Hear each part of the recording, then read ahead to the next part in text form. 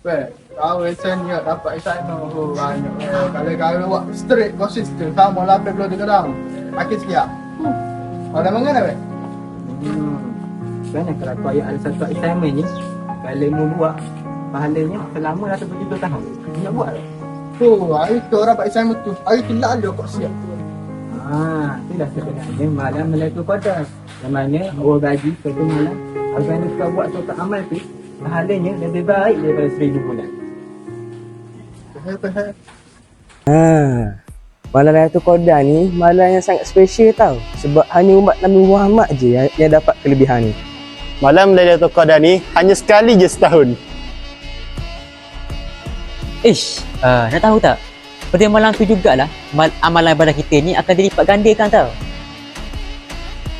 Tapi apa amalan yang boleh kita lakukan?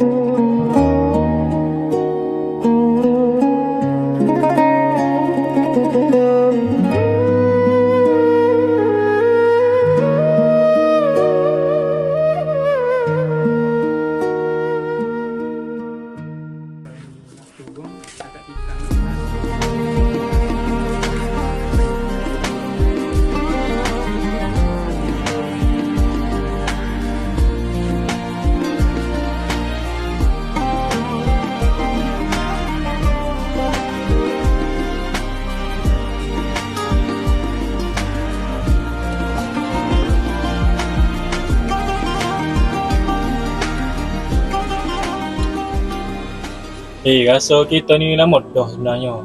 Ni kan 10 malam ngelah ni. Malam ke apa Tak tahu lah. Malam ke apa ni? Allah kan. Dan ni kita ni duk dekat dengan malam Lailatul Qadar kan. Oh, Lailatul Qadar? Tahu tak kan apa Lailatul Qadar kan? Apa dia Lailatul Qadar ni? Berapa dia tu?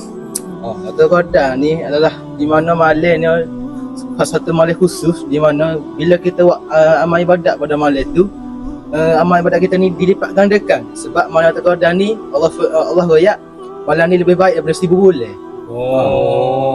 Gitu. Yalah dah. Kiranya kalau sedekah siap banyak pahala malam tu. Banyak. Bukan sedekah je boleh buat malam Lailatul Qadar ni. Malam Lailatul Qadar ni buat kau-kau pun memang boleh kita nak zikir ke, nak baca Quran ke, nak iktikaf ke. Mahupun kita nak berdoa sekalipun amatlah digalakkan. Doa tak payah-payah. Kau mudah-mudah pun pada dah. Gana doa Gana. Terah. Bismillahirrahmanirrahim. Allahumma inna nas'aluka ridhaka wal jannah wa na'udzubika min sakhatika wan nar. Allahumma innaka afuwun karim tuhibbul afwa fa'fu 'anna wa an walidina wa an jami'il muslimin wal muslimat wal mu'minina wal mu'minat al ahya'i minhum wal amwat bi rahmatika ya arhamar rahimin. Amin. Mudah doa tu. Nak maya tekuk nak maya pula nak baca tikar tarawih pun boleh sangat janji turun dengan tarawih. Gitu. Tahu lah apa Lailatul Qadar. Jadi malam Lailatul Qadar ni banyaklah buat amal. Buat duk main je ke apa main birthday ke. Tambah amal tu. InsyaAllah. Baik. Dah kemah. Acap.